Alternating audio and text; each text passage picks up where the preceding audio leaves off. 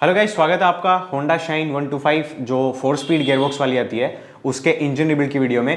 वैसे shine SP और Honda shine में ज़्यादा डिफरेंस नहीं है, तो आप इस वीडियो को भी एज ए रेफरेंस गाइड इस्तेमाल कर सकते हैं।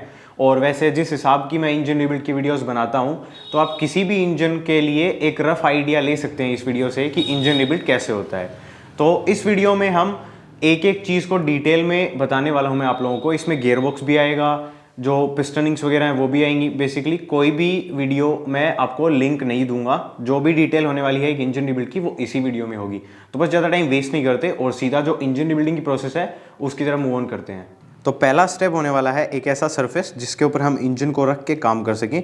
यूजुअली इस टाइप का इंजन स्टैंड सबसे आइडियल चॉइस रहती है और उसके ऊपर मैं एक टायर रखना प्रीफर करता हूं। तो इससे क्या होता है कि जो क्रैंकेस का सरफेस है वो डैमेज नहीं होगा। और अभी शुरुआत करेंगे हम हमारा जो आरएच साइड का क्रैंकेस है उससे। तो ये आरएच साइड का क्रैंकेस है और इंजन रिबिल्ड के टाइम पे सबसे इंपॉर्टेंट और सबसे पहली जो चीज़ है वो होने वाली है साफ़ सफाई। तो मेक श्योर आप सारी चीज़ें उनको प्रॉपर्ली क्लीन करें और एक क्लीन सरफेस के ऊपर ही काम करें। तो वैसे ये वाला जो इंजन था ये काफ़ी ज़्यादा बुरी कंडीशन में था। इसमें जो ऑयल बर्निंग है वो बहुत ज़्यादा हुई थी, जिसकी वजह से इसमें ओवरऑल जो ऑयल के जो स्टेन्स होते हैं वो कुछ ज़्यादा ही डेप्थ में इसमें चिपक गए थे। तो मैं इनको जितना साफ़ कर पाया उतना मैंने साफ़ कर लिया है। अब इससे ज़्यादा ये हो नहीं पा रहे थे, तो इसकी ऐसी कंडीशन है। अब शुरुआत करते हैं असेंबली से। तो सबसे पहले जो ये बेरिंग है इसके ऊपर यहाँ पर स्टॉपर प्लेट्स लगती हैं दो, उनको लगाएंगे। और स्टॉपर प्लेट लगाने से पहले मैं आपको बेरिंग्स के बारे में थोड़ा सा बता देता हूँ। बेसिकली इस वाली बाइक में बेरिंग में किसी में भी कोई प्रॉब्लम नहीं है, तो मैं उनको इंस्टॉल नहीं कर रहा हूँ। लेकिन आप अगर बेरिंग इंस्टॉल करने वाले हैं तो मेक श्योर आप बेरिंग का जो अभी जैसे कि ये बेरिंग है, ये इसका जो आउटर डायमीटर है वो क्रैंकेस में फिट होगा। तो आप एक ऐसा सॉकेट ले लें जिसका जो डायमीटर है वो जो बेरिंग है उसका आउटर डायमीटर के बराबर का हो। और उसके बाद उसको आप जो बेरिंग है उसके ऊपर रख के थोड़ा सा बेरिंग को लुब्रिकेट रखें और फिर आप इसको ड्राइव इन कर सकते हैं। तो यहाँ पर ये दो स्टॉपर प्लेट्स लगने वाली हैं। इनके साथ इनके 10 मिलीमीटर के इस साइज़ के दो बोल्ट लगेंगे और इनको थोड़ा सा आपको लॉकटाइट यूज़ करके टाइट करना है। मैं जो थ्रेड लॉकर यूज़ कर रहा हूँ वो है लॉकटाइट 242, लेकिन आप किसी भी ब्रांड का थ्रेड लॉकर यूज़ कर सकते हैं। जस्ट मेक श्योर कि वो मीडियम स्ट्रेंथ होना चाहिए। तो सबसे पहले जो स्टॉपर प्लेट्स हैं उनको इनकी जो प्लेस है वहाँ पर रख देते हैं और उसके बाद जो दोनों बोल्ट्स हैं उनके ऊपर थोड़ा सा लॉकटाइट हमें अप्लाई करना है। और उसके बाद सबसे पहले इन दोनों बोल्ट्स को हैंड टाइट करेंगे और फिर हम इनको एक 10 मिलीमीटर के सॉकेट की हेल्प से टाइट कर देंगे। और लॉकटाइट यूज़ करना इसलिए नेसेसरी होता है बिकॉज़ ये जो बोल्ट्स हैं इनके ऊपर काफ़ी ज़्यादा वाइब्रेशंस वगैरह आते हैं। तो लॉकटाइट उन वाइब्रेशंस की वजह से इन बोल्ट्स को लूज़ होने से रोकेगा। और जब ये हैंड टाइट हो जाए तो उसके बाद आपको 1/4 टर्न और इनको रोटेट करना है और इनको टाइट कर देना है। ज़्यादातर बोल्ट्स जो हम इस इंजन में टाइट करने वाले हैं उनको हमें कुछ इसी तरीके से टाइट करना है, बिकॉज़ ज़्यादातर बोल्ट्स जो हैं वो स्टील के बोल्ट्स होने वाले हैं और एल्यूमिनियम के थ्रेड्स के अंदर वो लगने वाले हैं। तो स्टील और एल्यूमिनियम में स्टील ज़्यादा स्ट्रॉन्ग होता है, तो चांसेस हैं कि आप जो एल्यूमिनियम के इस केस में क्रैंकेस है उसके जो थ्रेड्स हैं उनको डैमेज कर सकते हैं। तो इसलिए आपको इनको ओवर टाइट नहीं करना है। और ये वाली जो रीबिल्ड होने वाली है इसमें मैं टॉर्क रेंच यूज़ नहीं करने वाला हूँ, बिकॉज मैंने इंटरनेट पर काफ़ी ज़्यादा सर्च की और मेरे कुछ कॉन्टैक्ट्स हैं उनसे भी पता करने की कोशिश की। लेकिन इसकी जो शॉप मैनुअल है, जिसको रिपेयर मैनुअल या फिर सर्विस मैनुअल भी बोलते हैं, वो मुझे अवेलेबल नहीं हो पाई। तो आप अगर टॉर्क रेंज के लिए कमेंट करने वाले हैं तो उसकी बजाय मैं आपको सजेस्ट ये करूँगा कि डिस्क्रिप्शन में या फिर जो अबाउट सेक्शन है मेरे चैनल का वहाँ पर मेरी ईमेल आईडी मेंशन्ड है। तो अगर आपके पास किसी भी बाइक की रिपेयर मैनुअल, शॉप मैनुअल या सर्विस मैनुअल अवेलेबल है तो आप मुझे वो पीडीएफ के थ्रू सेंड कर सकते हैं। उससे मुझे ये हेल्प हो जाएगी कि नेक्स्ट टाइम मैं कोई भी ऐसी बाइक रिबिल्ड करूंगा जिसकी मेरे पास रिपेयर मैनुअल होगी तो फिर मैं टॉर्क रेंच यूज़ करूंगा और टॉर्क स्पेक्स हैं वो भी सबके साथ शेयर कर पाऊंगा। ऑलराइट, तो अब बारी आती है जो गियर बॉक्स है उसकी असेंबली की। तो बेसिकली मैंने इसको पूरा डिसमेंटल कर दिया है बिकॉज मुझे जो गियर्स वगैरह उनको इंस्पेक्ट करना था। और वैसे भी अगर आप इतना इसको डिसमेंटल कर लेते हैं तो उसके बाद आप इसको कैसे असेंबल करेंगे वो भी आइडिया लग जाएगा। अभी ये इसकी आउटपुट शाफ्ट है और ये इसकी इनपुट शाफ्ट है। तो बेसिकली जो गियर्स ओवरऑल साइज़ में छोटे हैं इस गियर बॉक्स के लिए स्पेसिफिकली वो इनपुट शाफ्ट के हैं और जो गियर्स साइज़ में कंसिडरेबली बड़े हैं वो आउटपुट शाफ्ट में है, बिकॉज इसकी जो इनपुट शाफ्ट है और आउटपुट शाफ्ट है उनमें साइज़ का नोटिसेबली डिफरेंस है। तो अब शुरुआत करते हैं असेंबली से। तो पहले आउटपुट शाफ्ट को असेंबल करेंगे और उसके बाद इनपुट शाफ्ट को। तो आउटपुट शाफ्ट में सबसे पहले हम जो गियर लगाने वाले हैं वो यही वाली होने वाली है जो कि फिक्स रहती है। बेसिकली बाकी का जो गियर बॉक्स है उसको आप रिमूव करेंगे तो जो चीज़ें हैं वो अपने आप स्लाइड आउट कर सकते हैं आप, लेकिन यहाँ पर जो गियर लगती है उसके लिए आपको ये जो सर्कलिप है इसको रिमूव करना पड़ता है। तो सबसे पहले एक वॉशर लगेगा जो कि इस साइज़ का है। बेसिकली जो आउटपुट शाफ्ट है उसकी साइज़ के 2 वॉशर्स ऐसे हैं जो कि सेम हैं, तो इन दोनों में से आप कोई भी कहीं भी लगा सकते हैं। मतलब ये दोनों आउटपुट शाफ्ट में ही लगते हैं लेकिन अलग अलग जगह पे। तो ये दोनों वॉशर सेम है, इन दोनों में से आप कोई भी एक वॉशर ले सकते हैं। तो सबसे पहले जो वॉशर है उसको लगाएंगे। अब आप इसको इस साइड से भी लगा सकते हैं, इस साइड से भी लगा सकते हैं, वो कोई प्रॉब्लम वाली बात नहीं है। सबसे पहले जो वॉशर है वो यहाँ लग जाएगा। उसके बाद ये एक स्लीव है, ये लगने वाली है। तो यहाँ पर यही वाली स्लीव क्यों लगेगी वो आइडेंटिफाई करना बिल्कुल सिंपल है। सबसे पहले तो यहाँ पर ये इंसर्ट हो रही है, अगर आप इस वाली को इंसर्ट करना चाहेंगे तो ये लूज है। दूसरी चीज, यहाँ पर हम ये वाली गियर लगाने वाले हैं, तो ये जो स्लीव है इसके अंदर की साइड यहाँ पर अच्छे से फिट हो रही है, लेकिन ये वाली जो स्लीव है ये फिट नहीं हो रही है। और उसके अलावा अगर आप इनपुट शाफ्ट की स्लीव भी ले आते हैं तो वो भी इसके अंदर नहीं लगेगी। तो इंजन के ज़्यादातर कंपोनेंट्स हैं वो लगाना आसान इसीलिए हो जाता है, आप एक बार काम करने लग जाएं तब, बिकॉज ज़्यादातर चीज़ें हैं वो अपनी जगह पर ही लगती हैं। अगर आप उनको गलत जगह पर इंस्टॉल करने की कोशिश करेंगे तो वो नहीं लगेंगी। तो ये वाली स्लीव यहाँ पर लग चुकी है। अब ये जो गियर है इसका जो ये टीथ वाला सेक्शन है ये इस साइड रखना है, जो साइड प्लेन है। इस साइड हमारा जो स्प्रोकेट लगता है ये वो वाली साइड है। तो अब आप इस चीज़ की रेफरेंस ले लें, उसके बाद हम इसको लगा देंगे। ये वाली जो गियर है इसको हमें रोक के रखना है। रोकने के लिए हमें लॉक का यूज़ करना है, लेकिन लॉक को अगर हम डायरेक्ट लगा देंगे तो थोड़ा इसमें इतना प्ले रहेगा। उस प्ले को किल करने के लिए हमें यहाँ पर एक वॉशर लगाना है। इस वॉशर को आइडेंटिफाई करना काफ़ी सिंपल है, बिकॉज इसके अंदर आप देख सकते हैं कि बहुत सारे ग्रूव्स बने हुए हैं। तो ये यहाँ पर लग जाएगा और इसकी भी डायरेक्शन मैटर नहीं करती है। अब अगर आप यहाँ पर दूसरा वॉशर लगाने की कोशिश करेंगे तो वो ये है, और आप देख सकते हैं कि इसकी जो साइज़ है वो इसके कंपैरिजन में छोटी है, तो ये यहाँ पर नहीं लगेगा। और उसके अलावा कोई और वॉशर यहाँ लगने वाला नहीं है, बिकॉज यहाँ पर जो कट वाला जो वॉशर है वही लगता है। तो सबसे पहले इसको लगा देंगे और उसके बाद इसकी जो सर्कलिप है उसको लगाना है। तो सर्कलिप है उसकी भी डायरेक्शन मैटर नहीं करती है, लेकिन इसको लगाने के लिए एक स्पेशल टूल की आपको ज़रूरत पड़ेगी। ये जो टूल है इसको आपको जो सर्कलिप है उसमें जो स्लॉट्स बने हुए हैं वहाँ पर लगाना है, और उसके बाद थोड़ा सा इसको एक्सपेंड करके आपको जो सर्कलिप है उसको इंसर्ट करना है। सर्कलिप को ज़्यादा एक्सपेंड ना करें, अदरवाइज फिर वो अपनी जो ओरिजिनल उसकी जो पोजीशन रहती है उसकी बजाय थोड़ी सी एक्सपेंड हो जाएगी, फिर प्रॉपर टाइट नहीं हो पाएगी। अब सर्कलिप जब इसका जो स्लॉट बना हुआ है उसके पास आ जाए तो आप इसको थोड़ा सा पुश कर दें और आपको एक क्लिक की साउंड आएगी। दैट मीन्स कि आपकी जो सर्कलिप है वो प्रॉपर्ली इंस्टॉल हो चुकी है। और ये गियर्स वगैरह इनकी फिटिंग करते टाइम आपको इन सारी चीज़ों को लुब्रिकेट करना है इंजन ऑयल की हेल्प से। मैं वो अभी नहीं कर रहा हूँ, बिकॉज अगर मैं अभी इंजन ऑयल लगा दूंगा तो इन पार्ट्स का रिफ्लेक्शन है वो थोड़ा बढ़ जाएगा और चांसेस हैं कि मैं आपको अच्छी तरीके से दिखा नहीं पाऊंगा। तो इसलिए मैं जब इन सबको असेंबल कर लूँगा तो उसके बाद मैं इनके जो इंटरनल पार्ट्स हैं उनके ऊपर थोड़ा थोड़ा ऑयल है वो लगा दूंगा। तो इसके बाद हमें ये वाला जो गियर है इसको लगाना है। बेसिकली इस गियर में यहाँ पर स्लॉट बना हुआ है। अब ये स्लॉट वाला सेक्शन है ये यहाँ पर लगता है, इतना हमें कंफर्म है। लेकिन बिकॉज अब ये 4 स्पीड गियर बॉक्स है तो इसमें 2 ऐसी गियर्स हैं जो कि सिलेक्शन का काम करती हैं, लेकिन इन दोनों में डिफरेंस है इनके इंटरनल डायमीटर में और इनके ओवरऑल डिज़ाइन में। लेकिन डिज़ाइन को एक बार साइड में रख दें तो भी इनका जो इंटरनल डायमीटर है वो इस वाले का बड़ा है, जो कि हमारी जो आउटपुट शाफ्ट है उसमें यही वाला लगेगा। अब इसको किस साइड से इंस्टॉल करें तो उसके लिए इसमें इस साइड 1 2 3 4 5 6 टीथ बने हुए हैं और इस साइड 1 2 3 4 5 टीथ बने हुए हैं। तो 5 टीथ वाला सेक्शन है वो इस साइड आएगा। दूसरी जो चीज़ है जिसके थ्रू आप ये चीज़ फिगर आउट कर सकते हैं वो होने वाला है ये वाला मार्क। ये वाला मार्क कुछ ही गियर्स पे लगा हुआ है, लेकिन ये वाला मार्क जहाँ जहाँ लगा हुआ है वो वाली डायरेक्शन आउटपुट शाफ्ट के केस में जिस साइड पे स्प्रोकेट लगेगा उस साइड होने वाली है। तो 5 टीथ एंड 5 टीथ और जो मार्क है वो भी। तो इन सारी चीज़ों को माइंड में रखते हुए हम इसको यहाँ पर इंस्टॉल कर देंगे। अब लगने वाली है ये वाली गियर। इसके लिए हमें एक बुशिंग चाहिए और बुशिंग इसके अंदर लगेगी। बुशिंग का सेम कॉन्सेप्ट है, अगर आप दूसरी साइज़ की बुशिंग लगाने की कोशिश करेंगे तो उसमें प्ले ज़्यादा होगा। जो सबसे स्मूथ और सबसे स्नग फिट होती है, मतलब ना ज़्यादा टाइट ना ज़्यादा लूज, बिल्कुल परफेक्ट, वो वाली बुशिंग हमें काम में लेनी है। जो बुशिंग है वो गियर का जो ये वाला पार्ट है दोनों साइड से उससे बाहर ना निकले, बिल्कुल प्रॉपर्ली फिट हो। इसको बेसिकली स्लीव भी बोल सकते हैं, इसको लगाना है।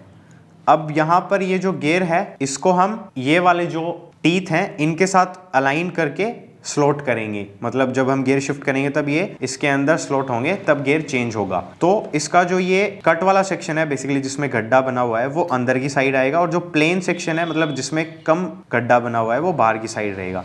लेकिन हम अब इसको अगर एज इट इज़ लगा देते हैं तो ये पूरा अंदर की साइड चली जाएगी, और उसके बाद इसके अंदर जो गैप है शिफ्ट करने के लिए एक गियर से दूसरे गियर में वो बिल्कुल भी नहीं रहेगा। तो उसके लिए हमें यहाँ पर सबसे पहले एक वॉशर लगाना पड़ेगा, और वॉशर हम लगाएंगे स्लीव से पहले। तो सबसे पहले वॉशर लग गया, उसके बाद जो स्लीव है वो लग जाएगी, और उसके बाद जो गियर है जिस डायरेक्शन में मैंने बताया था उसी डायरेक्शन में वो गियर लग जाएगा। और उसके बाद इस साइड में एक वॉशर लगेगा जो कि इस साइज़ का है, और इसकी भी कोई साइड नहीं, आप इसको किसी भी साइड से लगा सकते हैं। ये यहाँ पर लग गया। अब बात करते हैं इस साइड की। तो इस साइड सबसे पहले एक बुशिंग लगेगी। अगर आप ध्यान से देख सकते हैं, शायद कैमरा में नहीं दिखे पर अगर देख पा रहे हैं तो यहाँ पर अलग टाइप से एक मार्किंग बनी हुई है, जो कि अगर आप इस बुशिंग को यहाँ पर मैच करके देखेंगे तो बिल्कुल इसी की साइज़ की है। तो अगर आप ये बुशिंग यहाँ पर लगा देते हैं तो वो मार्क है वो बिल्कुल इसी की साइज़ का आपको फील होगा। तो बेसिकली ये वाली जो बुशिंग है, कॉलर भी बोल सकते हैं आप इसको, ये यहाँ पर लगेगी। और उसके बाद बारी आती है ये जो गियर है इसको लगाने की। तो वैसे तो आप इसको दोनों साइड से लगा सकते हैं, देखने में तो ऐसा ही एज्यूम हो रहा है, लेकिन अगर आप इसको ध्यान से देखेंगे तो आपको यहाँ पर एक डॉट दिखेगा। तो ये जो डॉट है जो कि हमने पहले भी डिस्कस किया था, तो उस डॉट को बाहर की साइड रखते हुए हम जो ये गियर है इसको यहाँ पर इंस्टॉल कर सकते हैं कुछ इस तरीके से। और उसके बाद यहाँ पर भी एक वॉशर लगेगा, और बेसिकली हमारी जो आउटपुट शाफ्ट है वो उसके वॉशर्स और गियर्स के साथ रेडी है। और कुछ इसी तरीके से हमें जो इनपुट शाफ्ट है उसको तैयार करना है। तो इसमें सबसे पहले जो कॉलर है वो लगेगी, उसके बाद हमारी जो ये वाली गियर है ये लगेगी। इसमें बेसिकली 6 टीथ्स हैं, और ये 6 टीथ्स हैं वो इस साइड रहेंगे। इसमें यहाँ पर जो हमने आउटपुट शाफ्ट में वॉशर लगाया था वो इसमें नहीं लगता है। उसके बाद ये वाला जो कट वाला वॉशर है ये लगेगा, और लास्ट में जो सर्क्लिप है वो लगने वाली है। तो सर्क्लिप को लगाने के लिए टूल की हेल्प लेनी पड़ेगी। और एक बार फिर से आप जब इसको इसका जो स्लॉट है उसके अंदर इंसर्ट करेंगे तो एक क्लिक की साउंड आएगी। अब यहाँ पर वो जो वॉशर है वो नहीं लगता है, उसका मुझे पता कैसे लगा। तो बेसिकली ये 3 चीज़ें इंस्टॉल करने के बाद अगर यहाँ पर कुछ और लगना होता तो ये वाली जो गियर है इसमें ये वाला मूवमेंट है ये बहुत ज़्यादा होता, इतना कि हम एक वॉशर है उसको वहाँ पर फिट कर पाएँ, लेकिन इसमें उतना मूवमेंट नहीं है। तो उसकी वजह से मैंने फिगर आउट किया कि यहाँ पर वॉशर है वो नहीं लगने वाला है। और यहाँ पर ये जो गियर आप देख सकते हैं ये डैमेज्ड गियर है, और इस कंडीशन में अगर आपको गियर मिलता है तो आपको उसको रिप्लेस करना चाहिए। लेकिन मुझे इसको ना रिप्लेस करने के इंस्ट्रक्शंस मिले थे, बिकॉज ये पार्ट आउट ऑफ स्टॉक था और इसको काफ़ी ज़्यादा टाइम लग जाता आने में। अब बारी आती है ये वाला जो गियर है इसको लगाने की। तो ये लगेगा इस साइड से, ये इस साइड से लगेगा। इसको फिगर आउट करना सिंपल है। इसमें यहाँ पर 6 स्लॉट्स बने हुए हैं और यहाँ पर 6 टीथ्स हैं, तो ये दोनों आपस में मैच हो जाएंगे। लेकिन एक बार मैं आपको अपोजिट लगा के दिखा देता हूँ, and as you can see ये इंसर्ट नहीं हो रहा है। तो ये इस साइड से लगेगा और उसके बाद में ये फिट हो जाएगा। उसके बाद वॉशर लगेगा छोटी साइज़ का एक यहाँ पर, और उसके बाद लगेगी एक कॉलर, और उसके बाद लगेगा ये वाला गियर। और ये वाला गियर इसके जो टीथ्स हैं वो इस साइड लगेंगे, बिकॉज यहाँ पर 4 टीथ्स हैं और इसमें भी 4 टीथ्स हैं, तो ये दोनों आपस में एक दूसरे के साथ इंगेज होते हैं कुछ इस तरीके से। और लास्ट में एक वॉशर है वो लग जाएगा।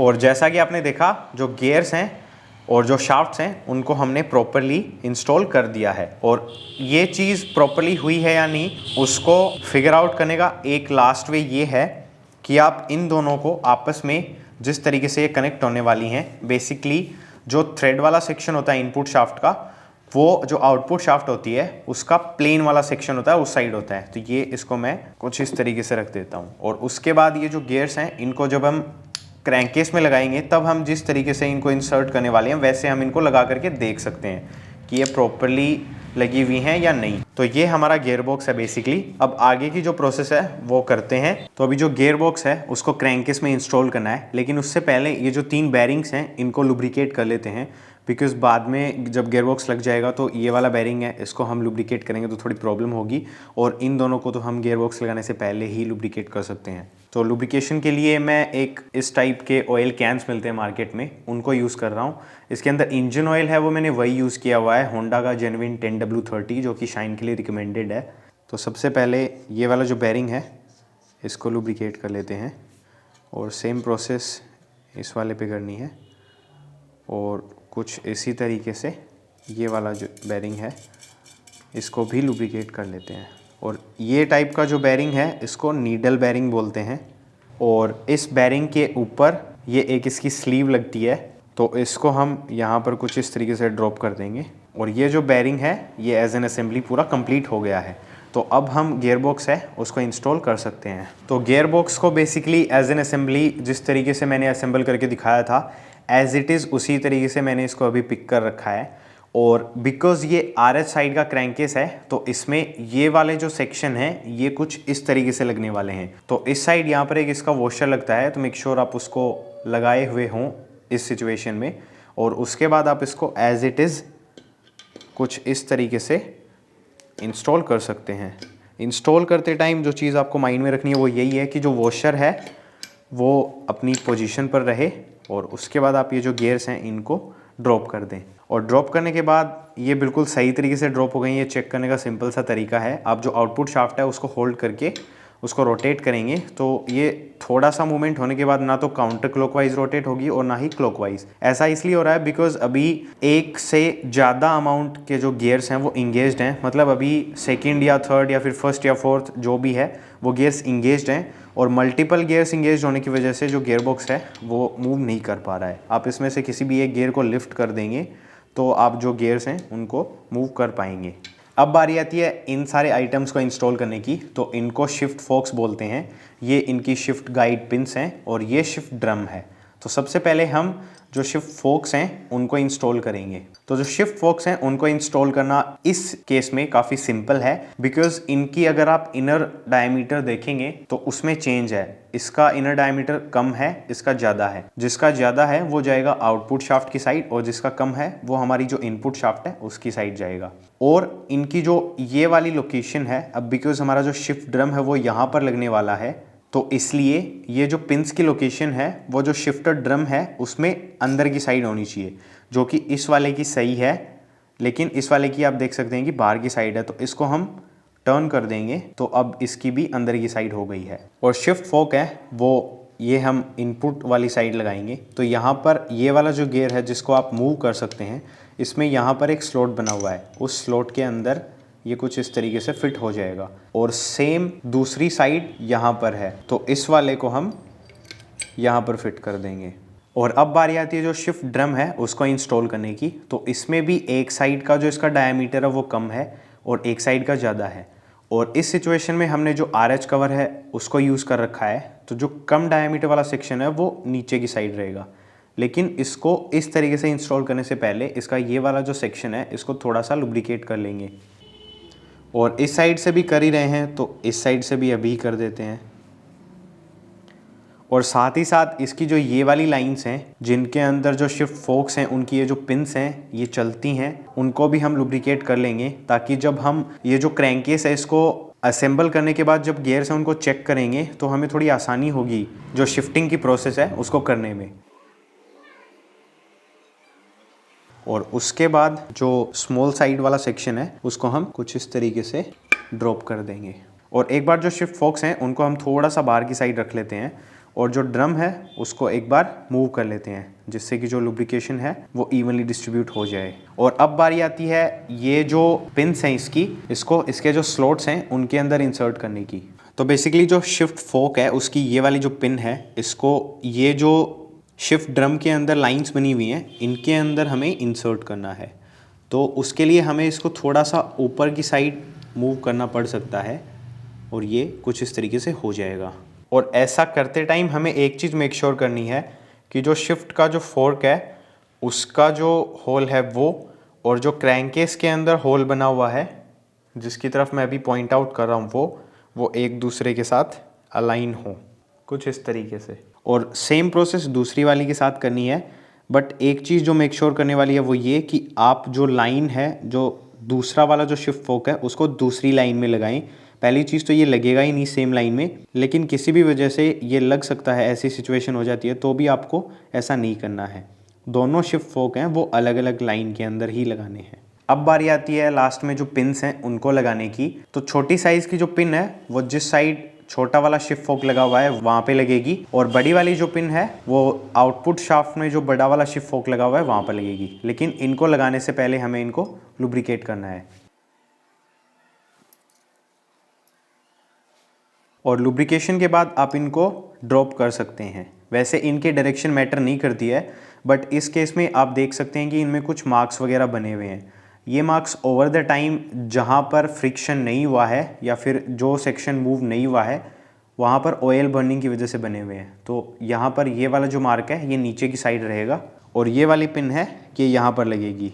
और पिन को लगाते टाइम जो शिफ्ट फोक है और नीचे जहाँ पर जो पिन जाकर के बॉटम आउट होगी उन होल्स को अलाइन रखना है, और उसके बाद आप जो पिन है उसको थोड़ा सा स्लाइड करके इंसर्ट कर सकते हैं। और शाइन के केस में इन पिन्स के अंदर किसी भी टाइप की कोई भी स्प्रिंग वगैरह नहीं लगने वाली है। तो दूसरी जो पिन है उसके साथ भी सेम ही केस है, आपको अलाइन करके रखना है और उसके बाद इनको पुश कर देना है।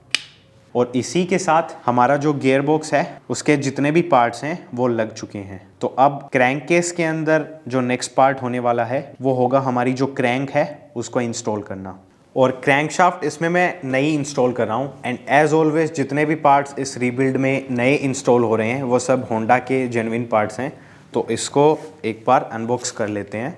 वैसे क्रैंक शाफ्ट है वो इतनी ईजिली रिप्लेसेबल आइटम नहीं है, उसकी सिर्फ आप जो कनेक्टिंग रोड है और उसका जो बैरिंग है वो रिप्लेस करवा करके जो क्रैंक शाफ्ट है उसको आप यूज़ कर सकते हैं, और वो काफ़ी परफेक्टली काम करती है।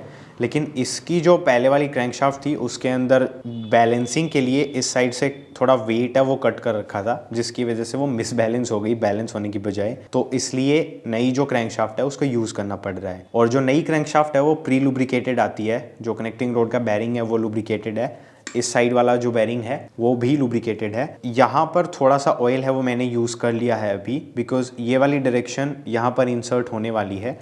तो बस क्रैंकशाफ्ट की इंस्टॉलेशन की प्रोसेस काफ़ी सिंपल है, इसको कुछ इस तरीके से होल्ड करना है। आरएच क्रैंकेस की साइड जो विदाउट बैरिंग वाला पोर्शन है वो रहेगा, बिकॉज यहाँ पर बैरिंग ऑलरेडी है, बैरिंग की बुशिंग हमने लगा दी है, तो इसको एज इट इज़ ड्रॉप करना है। और एक चीज़ आप मेक श्योर करें कि ये वाली जो कॉन रोड है, कनेक्टिंग रोड बेसिकली, इसको आप एकदम स्ट्रेट रखें। जो क्रैंकेस है उससे इसको टच नहीं होना है, अदरवाइज चांसेस हैं कि आप इसको एकदम से ड्रॉप करेंगे तो डैमेज हो सकती है। तो बस इसको एज इट इज़ ड्रॉप करना है। तो अब जो हमारा क्रैंकेस है उसके अंदर हमारा सारा काम है वो फिनिश हो चुका है अभी के लिए। अब जो गैस्केट है वो बनाना पड़ेगा हमें। तो आप चाहें तो इस वाले के ऊपर भी आप गैस्केट है जो सीलेंट आता है, जिसको 3 बॉन्ड बोलते हैं या फिर आरटीवी सिलिकॉन बोल सकते हैं आप उसको, ग्रे कलर का, उसको आप यहाँ पर भी लगा सकते हैं। लेकिन यहाँ पर काफ़ी सारे पार्ट्स ऐसे हैं जो कि लगाते टाइम आपको थोड़ी सी प्रॉब्लम क्रिएट करेंगे, और मैं अगर यहाँ पर लगाऊंगा तो चांसेस हैं कि आपको वो कम्प्लीटली विजिबल नहीं हो पाएगी। तो इसलिए जो दूसरा वाला क्रैंकेस है उसके ऊपर हम जो आरटीवी सिलिकॉन है वो लगाएंगे, और उसके बाद इन दोनों क्रैंकेसेस को आपस में इंस्टॉल कर देंगे। लेकिन उससे पहले इसका जो ये वाला सेक्शन है, आप एक चीज़ मेक श्योर कर लें कि इसके ऊपर किसी भी टाइप का ऑयल, ग्रीस ऐसा कुछ भी नहीं लगा हुआ होना चाहिए। आप इसको सिंपली अच्छे से वाइप कर लें। और एक चीज़ जो कि मैंने पहले बता दी थी लेकिन एक बार फिर से कंफर्म कर देता हूँ, एक वॉशर यहाँ पर रहना चाहिए और एक वॉशर है वो यहाँ पर रहना चाहिए। और साथ ही साथ आप यहाँ पर देख सकते हैं कि यहाँ पर एक डाउल लगी हुई है, तो ये डाउल निकल नहीं रही थी, तो मैं इसको डैमेज नहीं करना चाहता था, बिकॉज़ ये इजीली अवेलेबल होती नहीं है तो काफ़ी छोटा आइटम लेकिन कई बार नहीं मिलता है। तो ये यहाँ पर लगी हुई है, और दूसरी जो डाउल है वो यहाँ पर लगी हुई होनी चाहिए। लेकिन यहाँ पर सेम जगह पर ये डाउल दूसरी साइड का जो क्रैंकेस है, जो कि ये रहा, यहाँ पर फंसी हुई है, तो ये भी नहीं निकल रही है। तो दोनों डाउल्स हैं वो अपनी पोजीशन पर हैं, और अभी ये वाला जो क्रैंकेस है इसकी जो प्रिपरेशन है वो कर लेते हैं। लेकिन उससे पहले एज ए लास्ट स्टेप ये वाला जो बेरिंग है मेक श्योर आप इसको लुब्रिकेट कर लें, और साथ ही साथ जो शिफ्ट ड्रम है उसका ये वाला जो सेक्शन है इसको भी लुब्रिकेट कर लें। तो इसको तो हमने लुब्रिकेट कर दिया था और ये प्री लुब्रिकेटेड है, लेकिन थोड़ा सा ऑयल और लगा देते हैं। तो इसमें सबसे पहले हम जो बेरिंग्स हैं उनको लुब्रिकेट कर लेते हैं। तो इनको लुब्रिकेट करने की प्रोसेस है वो सेम होने वाली है, और थोड़ा सा जो ऑयल है वो इस वाले सेक्शन पर लगा देते हैं जहाँ पर जो बेरिंग है वो फिट होने वाला है, और साथ ही साथ जहाँ पर जो शिफ्ट के जो पिन्स हैं वो लगने वाली हैं थोड़ा सा ऑयल वहाँ पर भी लगा देते हैं, और थोड़ा सा जहाँ पर ड्रम लगने वाला है। और फिर बारी आती है जो गैस्केट है उसको बनाने की। तो अगेन ये वाला जो सरफेस है मेक श्योर इसके ऊपर कहीं भी ऑयल वगैरह ना लगा हो, ऑयल और ग्रीस। और उसके बाद जो गैस्केट है उसको बनाने के लिए मैं 3 बॉन्ड यूज़ कर रहा हूँ ग्रे कलर वाला। तो सबसे पहले एक लाइट कोट लगाएंगे यहाँ से लेकर के और यहाँ तक, बेसिकली ये वाली जो लाइन है हम इसको फॉलो करेंगे सबसे पहले, और उसके बाद जहाँ जहाँ ऐड ऑन करना रहेगा वहाँ मैं बता दूँगा।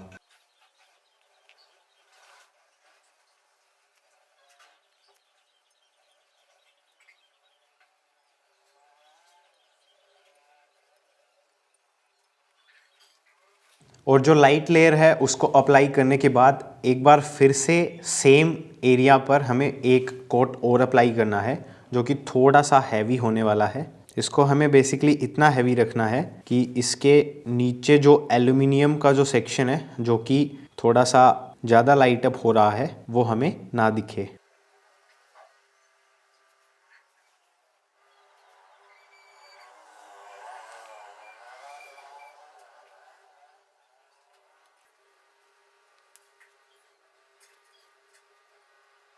अब बेसिकली जो लाइन मैंने फॉलो करने को बोला था उसके अलावा यहाँ पर और इस वाले सेक्शन में थोड़ा सा और थोड़ा सा यहाँ पर और लगाना है। इस वाले सेक्शन में ज़्यादा नहीं लगाना है बिकॉज़ ये इंजन का इंटरनल पार्ट है। बेसिकली एक्सेसिव जो ब्लो बाई होता है वो यहाँ से पास आउट होता है, तो आप यहाँ पर ज़्यादा गैस्केट अप्लाई ना करें। तो बेसिकली कुछ इस तरीके से आपको जो गैस्केट है वो अप्लाई करना है, ना ही आपको ज़्यादा थिक लेयर बिल्ड करनी है और ना ही इसको इतना पतला छोड़ दें कि ये फिर प्रॉपर्ली सील ही ना कर पाए। और उसके बाद आपको एक कपड़ा लेना है जिसको आपको अपनी फिंगर है उसके अराउंड रैप करना है, और उसके बाद जो अंदर की साइड जो एक्सेसिव गैस्केट लगा हुआ है उसको वाइप ऑफ करना है। इससे होगा क्या कि जब दोनों क्रैंक केसेस हैं उनको हम एक दूसरे के साथ इंस्टॉल करके जब बोल्ट्स हैं उनको टाइट करेंगे तो जो गैस्केट है वो अंदर की साइड थोड़ा कम जमा होगा, जिसकी वजह से अंदर थोड़ा मेस है वो कम क्रिएट होगा। बाहर की साइड से हम अभी क्लीनिंग नहीं कर रहे हैं बिकॉज जब क्रैंकेस है वो प्रॉपर्ली प्रेस हो जाएगा एक दूसरे के अगेंस्ट, तब जो एक्सेसिव मटेरियल बाहर निकलेगा उसको हम बाहर से अच्छी तरीके से क्लीन कर सकते हैं। अंदर की साइड से हम फिर कर नहीं पाएंगे, इसलिए अभी करना जरूरी है। और अगर कोई ऐसा एरिया है जो कि ज़्यादा हार्ड टू रीच है तो वहाँ पर आप एक जो ये ईयरबड्स आते हैं उनको यूज़ करके क्लीनिंग कर सकते हैं। उसके बाद इसके जितने भी सेक्शंस हैं तो इनको ये वाली शाफ्ट है ये और जो हमारी क्रैंक शाफ्ट है वो उससे अलाइन करके इसको नीचे की साइड ड्रॉप करना है आराम आराम से। और उसके बाद जब आप इतने कॉन्फिडेंट हो जाएं कि सारे जो होल्स हैं सारे जो सेक्शंस हैं वो प्रॉपर्ली अलाइन हो गए हैं तो उसके बाद आप इसको थोड़ा सा पुश कर सकते हैं कुछ इस तरीके से। तो अब बारी आती है जितने भी बोल्ट्स हैं उनको लगाने की। तो सबसे पहले जो अंदर की साइड बोल्ट्स लगेंगे उनकी बात कर लेते हैं। तो इस केस में वो आइडेंटिफाई करना काफ़ी सिंपल था बिकॉज़ बाहर के जो भी बोल्ट्स हैं वो पेंटेड हैं और अंदर के जो बोल्ट्स हैं वो पेंटेड नहीं है। लेकिन आप इसको फिगर आउट कर सकते हैं बिकॉज़ आप नो मैटर कितना क्लीन करते हैं, अगर आप एसिड वगैरह यूज़ करते हैं तो बात अलग है, अदरवाइज़ जो ज़्यादा डर्टी बोल्ट्स होंगे वो बाहर की साइड लगेंगे और जो एकदम क्लीन बोल्ट्स होंगे या फिर ऑयली जैसे दिखने वाले बोल्ट्स होंगे वो अंदर की साइड लगेंगे। तो अभी इसमें 5 बोल्ट्स ऐसे हैं जो कि क्लीन हैं तो वो अंदर की साइड लगने वाले हैं और उन 5 का साइज़ भी सेम है। लेकिन इन 5 बोल्ट्स में अभी हम सिर्फ 4 बोल्ट्स ही लगा सकते हैं, एक ये वाला, एक ये वाला, एक ये वाला और एक ये वाला। यहाँ पर जो बोल्ट है वो हम अभी नहीं लगा सकते बिकॉज़ यहाँ पर एक प्लेट लगती है जो कि टाइमिंग चेन की गाइड को होल्ड रखती है। तो वो बाद में लगाएंगे। उसके बाद बारी आती है जितने भी बोल्ट्स बाहर लगेंगे उनकी। इसमें 7 बोल्ट्स जो हैं वो सेम साइज़ के हैं और 2 बोल्ट्स जो हैं वो इनसे अलग साइज़ के हैं, लेकिन ये 2 बोल्ट्स भी सेम साइज़ के हैं। तो सबसे पहले जो 2 अलग हैं उनकी बात कर लेते हैं। तो एक लगेगा यहाँ पर और दूसरा वाला लगेगा यहाँ पर, और उसके अलावा जितने भी बोल्ट होल्स हैं उनमें ये 7 जो बोल्ट्स हैं सेम साइज़ के वो लग जाएंगे। तो इनमें जो रस्टेड बोल्ट्स हैं वो नीचे की साइड लगा रहा हूँ मैं, बिकॉज वहाँ पे कम क्लीनिंग होती है तो उसकी वजह से रस्टिंग है वो ज़्यादा रहती है। और थोड़े जो कम ख़राब कंडीशन के बोल्ट्स हैं वो ऊपर की साइड और पीछे की साइड लगने वाले हैं। ऑलराइट, तो हमने सारे जो बोल्ट्स हैं वो लगा दिए हैं। अब बारी आती है इनको टाइट करने की। तो इनको हमें करना है क्रिस क्रॉस पैटर्न में टाइट। अब क्रिस क्रॉस पैटर्न क्या होता है कि हम अगर एक बोल्ट इस साइड का टाइट कर रहे हैं तो दूसरा इसके जस्ट अपोजिट यानी कि इस साइड से टाइट करेंगे, फिर इस साइड से, उसके बाद यहाँ से, फिर एक अंदर का टाइट कर देंगे इस तरीके से। कहने का मतलब ये है कि हम सारे बोल्ट्स को कुछ इस तरीके से टाइट कर रहे हैं कि जो क्रैंकेस है वो इवनली एक दूसरे के साथ प्रेस हों। ऐसा नहीं हो कि हम इस साइड के सारे बोल्ट्स टाइट कर दें तो यहाँ पर ज़्यादा प्रेशर पड़ जाए, यहाँ पर प्रेशर ही ना पड़े। उस केस में चांसेस हैं कि हम जो इनका अंदर की साइड वाला जो सरफेस है जहाँ पर हमने अभी बॉन्ड लगाया था वो डैमेज हो सकता है। तो अभी इनको मैं क्रिस क्रॉस पैटर्न में सबसे पहले हल्के हाथ से टाइट कर लेता हूँ और उसके बाद 1/4 टर्न और घुमा करके इनको प्रॉपर्ली टाइट कर देंगे।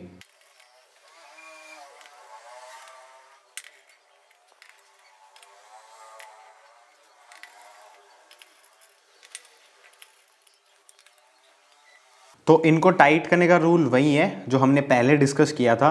ज़्यादा टाइट नहीं करेंगे लेकिन लूज़ भी नहीं छोड़ेंगे। तो इनको टाइट कर लेता हूँ मैं और उसके बाद जो नेक्स्ट स्टेप है उसकी तरफ मूव ऑन करते हैं।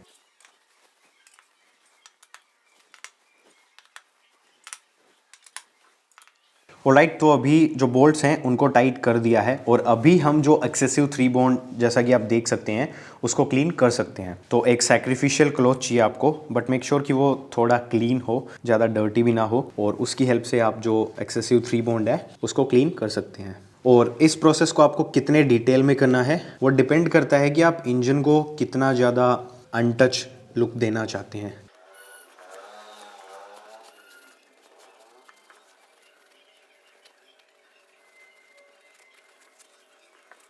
और उसके बाद जो नेक्स्ट स्टेप होने वाली है वो होगी कि हम इंजन को दूसरी साइड टर्न करेंगे और उसके बाद यहाँ पर ये जो होल आप देख सकते हैं इसके अंदर एक 10 मिलीमीटर का बोल्ट लगने वाला है और उसके बाद जस्ट इसको टाइट करना है।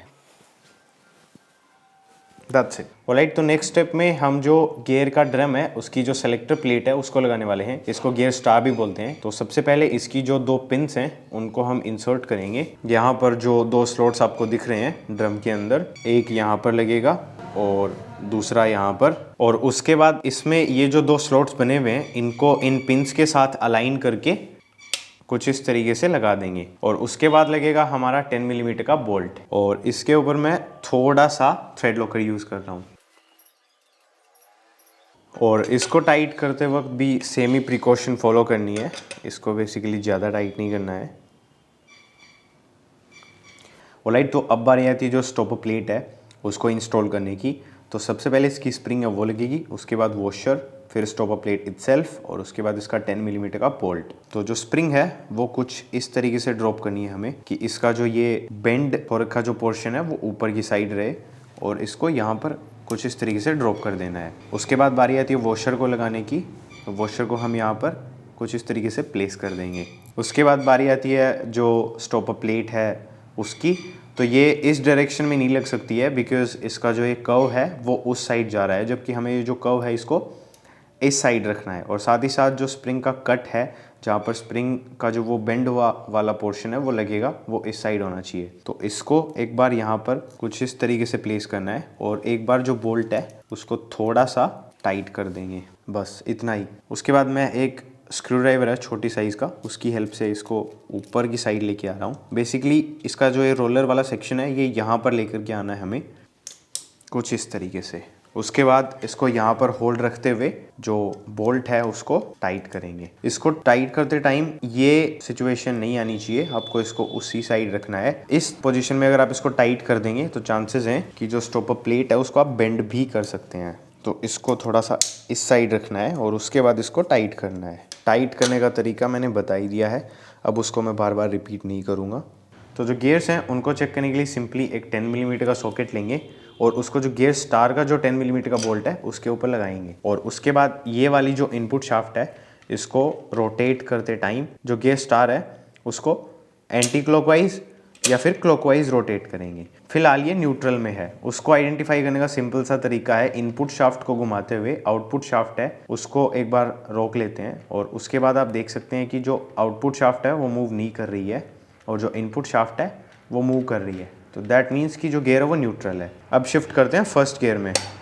और एक चीज़ आप नोटिस करने वाले हैं अभी भी और आगे भी कि जो गियर्स हैं वो उतना स्मूथली शिफ्ट नहीं होंगे। वो इसलिए है क्योंकि इसका जो मोमेंटम है वो मैं हाथ से मूव करके इसको उतना नहीं बना सकता हूँ जितना गियर शिफ्टिंग के लिए नेसेसरी होता है।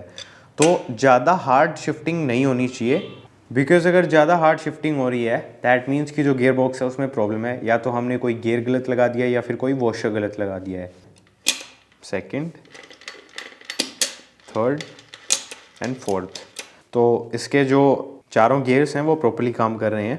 और नेक्स्ट स्टेप होने वाली है हमारी जो किकशाफ्ट की स्टॉपर प्लेट है या फिर गाइड प्लेट जिसको बोलते हैं उसको इंस्टॉल करना।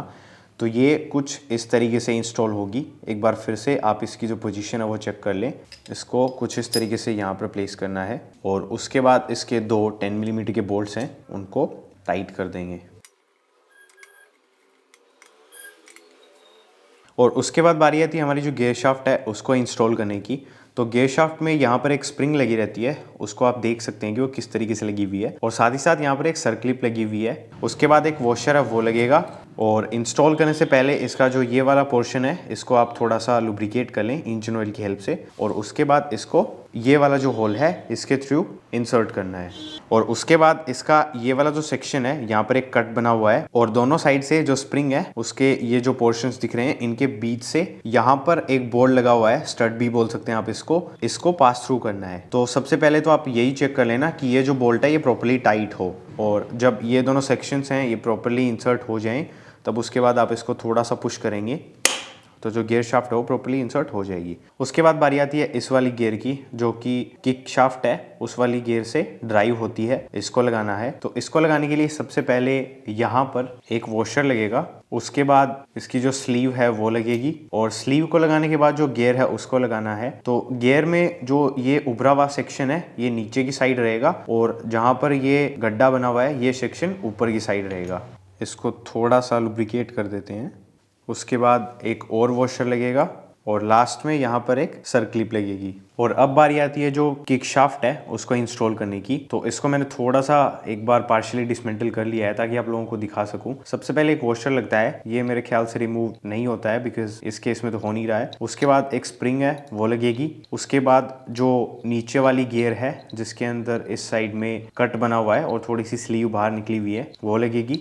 और ये जो गियर है इसके अंदर कट्स बने हुए हैं, उसमें एक कट है उसकी साइज थोड़ी सी ज़्यादा है जो कि इस वाले सेक्शन के साथ अलाइन करना है और जब आप उसको अलाइन कर लेंगे तो ये जो गियर है ये कुछ इस तरीके से इंसर्ट हो जाएगी। और उसके बाद एक छोटा वॉशर है जो कि यहाँ पर लगता है। उसके बाद लगेगी यहाँ पर एक स्लीव और स्लीव के बाद ये गियर लगेगी। इस गियर का प्लेन और जिस साइड टीथ्स बने हुए हैं वो सेक्शन इस साइड जाएगा कुछ इस तरीके से। उसके बाद लगेगा एक और वॉशर और उसके बाद लगने वाली है ये सर्कलिप। तो इस सर्कलिप को मैं इसकी जो पोजीशन है जहाँ पर इसका स्लॉट बना हुआ है वहाँ पर स्लाइड कर देता हूँ और उसके लिए आपको इसको थोड़ा सा पुश करके रखना पड़ेगा एंड दैट्स इट। और ये प्रॉपर्ली वर्क कर रही है उसके लिए आप इसको कुछ इस तरीके से मूव करके चेक कर सकते हैं और इसको थोड़ा सा लुब्रिकेट भी करना है। और उसके बाद इसको ये वाला जो सेक्शन है इसको इस साइड किसी भी डायरेक्शन में रखते हुए कुछ इस तरीके से प्लेस कर देना है। और अभी जो किकशाफ्ट है उसके अंदर आपको यहाँ पर एक होल दिख रहा है, इस होल को हमें जो किकशाफ्ट है उसको रोटेट करते हुए यहाँ तक लेकर के आना है और इस पॉइंट पर इस स्प्रिंग में ये वाला जो सेक्शन बना हुआ है इसको ले जा करके इंसर्ट करना है। और उसके बाद ये एक प्लास्टिक की स्लीव है, इसके अंदर यहाँ पर आपको एक कट बना हुआ दिखेगा। इस कट को वो जो स्प्रिंग वाला सेक्शन जो हमने किकशाफ्ट के होल में लगाया था उसके साथ अलाइन करके इसको कुछ इस तरीके से इंसर्ट कर देना है। और इतना करने के बाद ये जो स्प्रिंग का ये वाला पोर्शन है इसको लिफ्ट करके यहाँ पर ये जो स्लॉट है इसके अंदर कुछ इस तरीके से प्लेस करना है। तो इसका इंस्टॉलेशन प्रॉपर हो गया है। अब हम ऑयल पंप है उसको इंस्टॉल करेंगे। और ऑयल पंप जो है वो मैं नया यूज़ कर रहा हूँ, ये भी होंडा का जेन्युइन है। और ऑयल पंप है उसको लगाने से पहले 2 डाउल्स हैं, इनको लगाना पड़ेगा। तो जो दोनों डाउल्स हैं उनको इनकी जो पोजीशन है वहाँ पर माउंट करना है। और उसके बाद जो ऑयल पंप है उसमें ये जो 2 होल्स हैं इनको जो डाउल्स हैं उनके साथ अलाइन करके कुछ इस तरीके से थोड़ा सा पुश करना है। और अब बारी है ये जो 2 10 मिलीमीटर के बोल्ट्स हैं इनको इंस्टॉल करने की।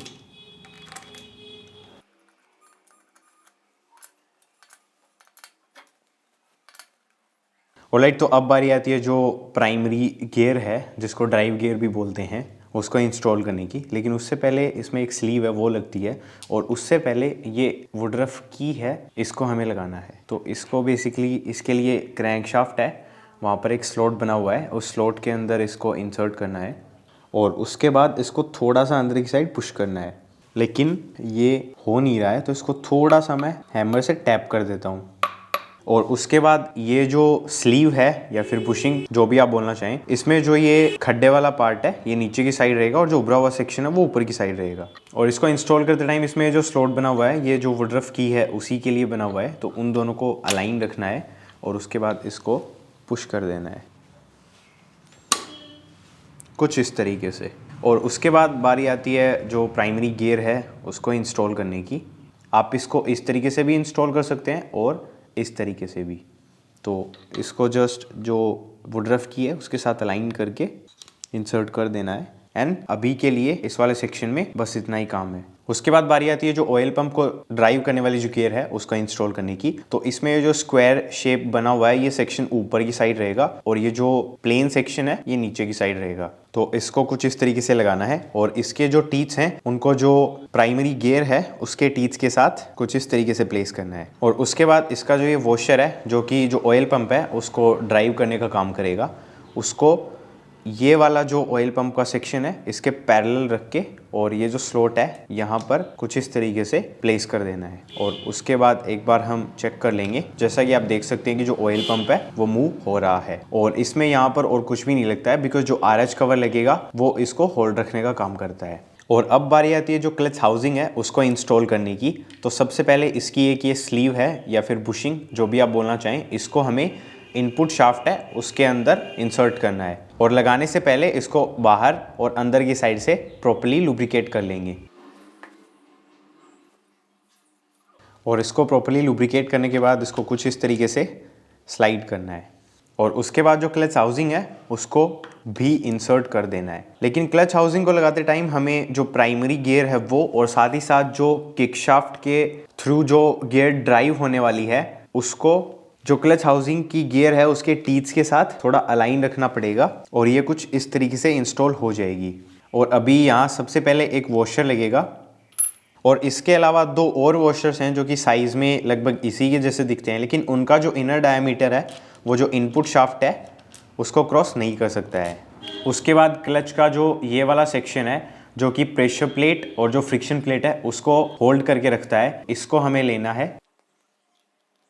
और वैसे तो जो फ्रिक्शन प्लेट्स हैं उनकी डायरेक्शन मैटर नहीं करती है, लेकिन मैं फिर भी इनमें जिस साइड जो ग्रेविंग है नंबर्स की वो रहती है उस साइड को ऊपर की साइड रखना प्रीफर करता हूं। और जो हमारा हब है वो कुछ इस तरीके से इंस्टॉल होगा, तो ऊपर की साइड ये वाली है लेकिन अभी हमने इसको उल्टा पकड़ रखा है, तो जिस साइड नंबर्स वगैरह लिखे हुए हैं वो साइड हम नीचे की साइड रखने वाले हैं कुछ इस तरीके से। और अब बारी आती है प्रेशर प्लेट है उसको लगाने की। तो प्रेशर प्लेट में आप फील करके देखेंगे तो आपको एक साइड है वो स्मूथ फील होगी और दूसरी साइड है वो फ्लैट और रफ फील होगी। तो जो साइड फ्लैट और रफ फील होगी उसको हम रखेंगे नीचे की तरफ और जो साइड स्मूथ फील होती है उसको ऊपर की साइड रखना है। और ऐसा सारी जो प्रेशर प्लेट्स हैं उनके साथ करना है। अब अगेन ये उल्टा पकड़ रखा है तो इस सिचुएशन में जो स्मूथ वाली साइड है वो नीचे की साइड रखते हैं और ये कुछ इस तरीके से लगेगी।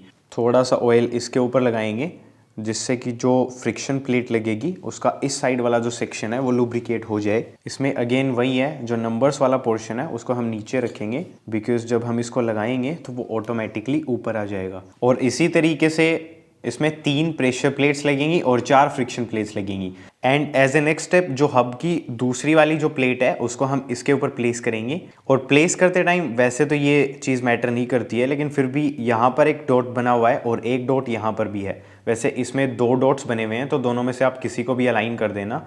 इसके साथ इसको अलाइन करके कुछ इस तरीके से लगा देंगे। और उसके बाद ये जो पूरी असेंबली है इसमें 3 प्लेट्स हैं, उनको हम इस वाले स्लॉट में लगाने वाले हैं, और जो एक प्लेट है उसको हम इस वाले स्लॉट में लगाने वाले हैं। 3 प्लेट्स हैं वो एक साइड और एक फ्रिक्शन प्लेट है वो दूसरी साइड हो जाने की वजह से ये चिपकने वाला जो इश्यू है वो नहीं आएगा, जिसकी वजह से लॉन्ग टाइम तक अगर हम बाइक को पार्क करके रखते भी हैं तो भी कोई प्रॉब्लम नहीं होगी।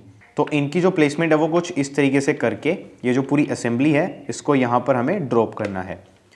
इस हाउसिंग के अंदर आपको ये ग्रूव्स दिख रहे हैं, इन ग्रूव्स को ये जो इनपुट शाफ्ट है इसके ग्रूव्स के साथ अलाइन करना रहता है।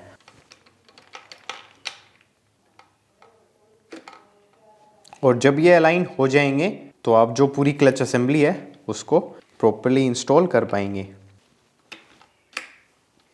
और इसको इंस्टॉल करने के बाद सबसे पहले एक वॉशर लगेगा और उसके बाद ये वाला जो नट है इसको लगाना है।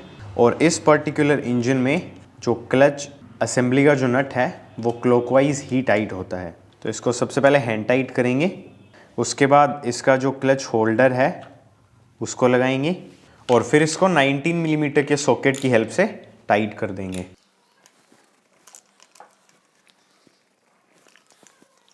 उसके बाद लगेंगी 4 स्प्रिंग्स, और जो क्लच स्प्रिंग्स हैं उनकी कोई भी डायरेक्शन नहीं है, उसको आप ऐसे भी लगा सकते हैं और ऐसे भी लगा सकते हैं।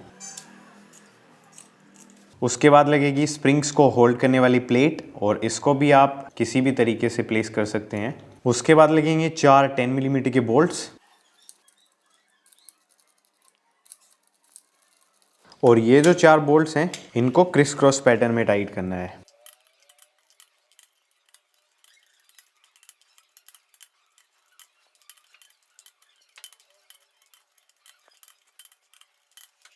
और जब चारों स्प्रिंग्स हैं वो प्रॉपर्ली पूरी टाइट हो जाएं तो उसके बाद आपको इन बोल्ट्स को थोड़ा सा ओवर टाइट करना है, इनको ओवर टाइट बिल्कुल भी ना करें।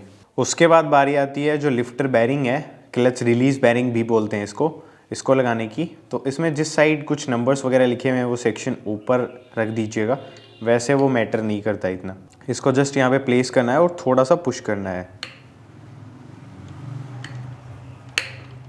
उसके बाद बारी आती है जो सेंट्रीफ्यूगल ऑयल फिल्टर है उसको लगाने की। तो इसको कुछ इस तरीके से प्लेस करेंगे, उसके बाद इसका वॉशर लगेगा, और उसके बाद बारी आती है इसका जो स्पेशल नट है उसको लगाने की। तो इसका भी स्पेशल नट है वो क्लॉकवाइज ही टाइट होगा। और ये वाला जो नट है इसको टाइट करने के लिए एक स्पेशल टूल की हेल्प लगेगी आपको, और ये एक गियर्स को लॉक करने का टूल है। इसको बेसिकली जो गियर्स हैं उनके बीच में रखना है और उसके बाद ये जो नट है इसको टाइट करना है। और यहाँ पर इस सिचुएशन में जो गियर्स हैं उनको लॉक करने के लिए एक बार जो ऑयल पंप की जो ड्राइव गियर है उसको हटाना पड़ेगा।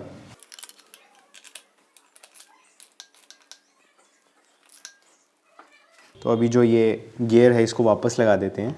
और अब बारी है जो सेंट्रीफ्यूगल ऑयल फिल्टर है उसकी कैप को लगाने की। तो कैप को लगाने से पहले यहाँ पर एक गैस्केट लगेगा जो कि ये है, इस गैस्केट को यहाँ पर लगाएंगे और उसके बाद इसको कुछ इस तरीके से प्लेस करना है। और जो गैस्केट है उसको कुछ इस तरीके से लगाना है, इसके जो होल्स हैं उनको मैच करके।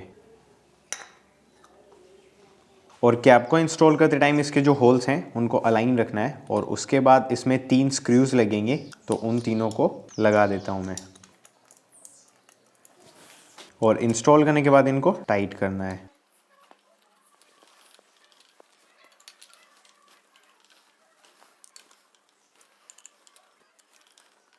और उसके बाद ये वाला जो स्लॉट है इसमें एक स्ट्रेनर लगेगा कुछ इस तरीके से। और इसी के साथ RH साइड में जितना भी काम हमें क्रैंकेस में करना था वो कंप्लीट हो चुका है। अब इसका जो कवर है उसको लगाना है। तो उसके लिए सबसे पहले 2 डाउल्स हैं, इनको लगाना है। तो एक लोकेटिंग डाउल है वो यहाँ पर लगती है, और जो सेकंड लोकेटिंग डाउल है वो यहाँ पर लगेगी। और डाउल को लगाने के बाद बारी है जो RH कवर का गैस्केट है उसको लगाने की।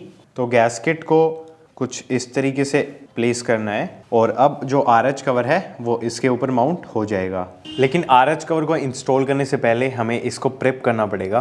तो सबसे पहले इसकी जो किकशाफ्ट की ऑयल सील है उसको इंस्टॉल करेंगे और उसके बाद जो क्लच का जो पुश लीवर है उसकी ऑयल सील है उसको इंस्टॉल करना है। उसके बाद इसकी स्प्रिंग और एक इसमें पिन लगती है जो कि इस स्प्रिंग को होल्ड करके रखती है।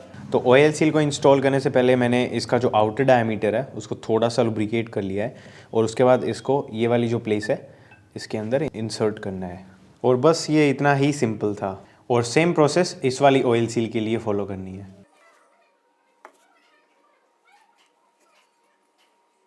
और ऑयल सील को इंस्टॉल करने के बाद जो ये पुश लीवर है इसको सबसे पहले थोड़ा सा लुब्रिकेट कर लेंगे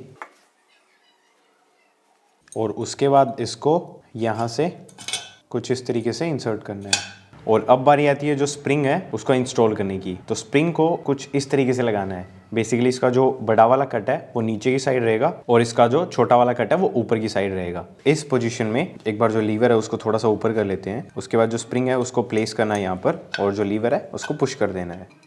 और इसका जो ये वाला कट है वो यहाँ पर कट सेक्शन बना हुआ है उसके अंदर कुछ इस तरीके से लग जाएगा। और अभी जो स्प्रिंग का दूसरा वाला कट सेक्शन है उसको लॉक करने के लिए और जो लीवर है उसको भी लॉक करने के लिए ये एक पिन लगती है।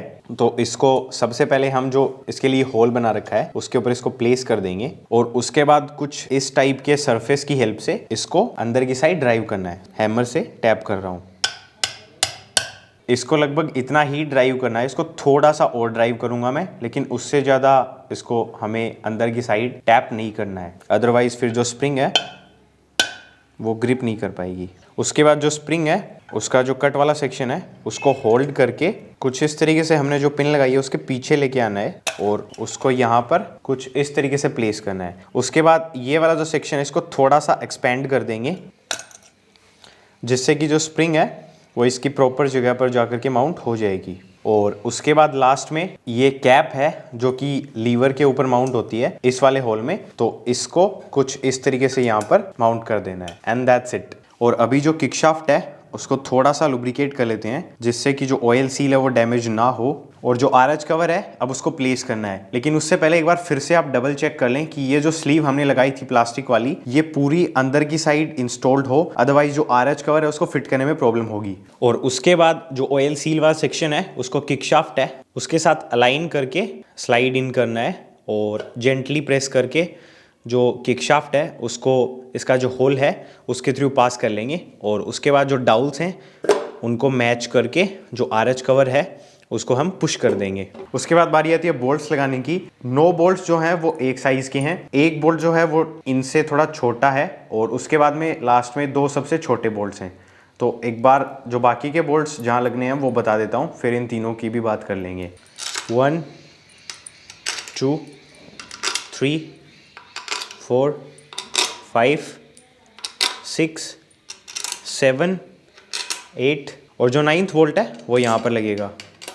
उसके बाद जो ये 3 बोल्ट्स हैं इनमें से जो 2 छोटे बोल्ट्स हैं उनमें से एक बोल्ट यहाँ पर लगेगा, दूसरा जो छोटी साइज़ का बोल्ट है वो यहाँ पर लगेगा। लास्ट बोल्ट बच गया जिसकी साइज़ सबसे अलग है। और ये वाला जो बोल्ट है ये इस पर्टिकुलर बाइक में अलग है बिकॉज जो प्रीवियस मैकेनिक था उसने यहाँ पर बोल्ट है उसको मिसप्लेस कर दिया था, जो बाकी और जो बोल्ट्स हैं इस इंजन के उनके साथ भी मैच नहीं हो पाया। तो नॉर्मल जो शाइन होती है उसमें तीनों बोल्ट हैं ये सेम साइज़ के होते हैं, लेकिन इसमें ये थोड़ा डिफरेंट है, तो वो चीज़ आप माइंड में रखिएगा। वो यहाँ पर लगता है, लेकिन इन दोनों बोल्ट्स को लगाने से पहले यहाँ पर एक ब्रैकेट लगता है, तो मेक श्योर आप उसको ज़रूर लगाएं। और अभी इन सारे बोल्ट्स को मैं क्रिस क्रॉस पैटर्न में टाइट कर लेता हूँ।